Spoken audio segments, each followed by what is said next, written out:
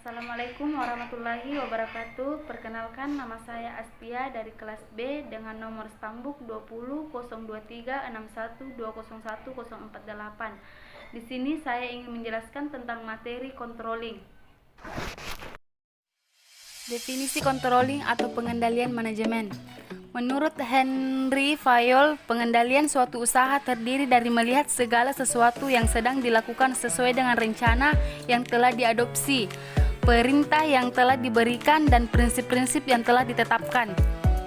Menurut pelanggaran EFL, pengendalian juga memeriksa kinerja saat ini terhadap yang telah ditentukan standar yang terdapat dalam rencana, dengan tujuan untuk memastikan kemajuan yang memadai dan kinerja yang memuaskan. Karakteristik controlling. Controlling adalah proses yang berkesinambungan. Pengendalian adalah proses manajemen.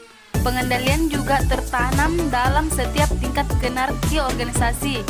Pengendalian juga melihat ke depan. Pengendalian juga terkait erat dengan perencanaan. Controlling adalah alat untuk mencapai kegiatan organisasi.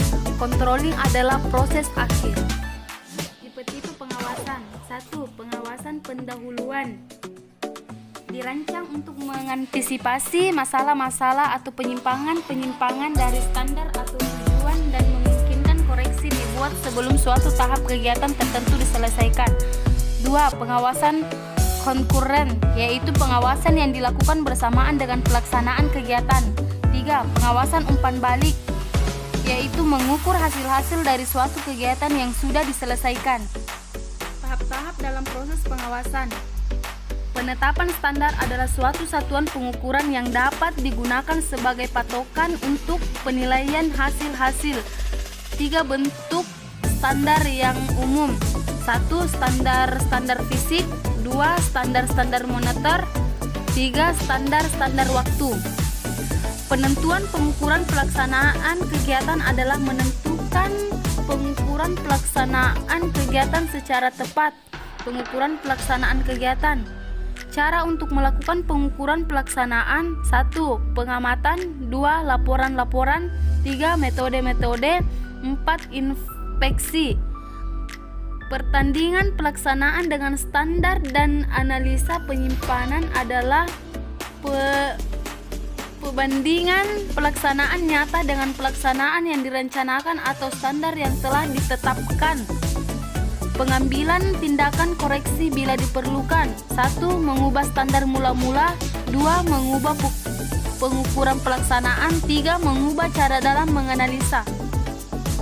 Faktor-faktor perlunya pengawasan dalam organisasi. 1. Perubahan lingkungan organisasi. 2. Peningkatan kompleksitas organisasi.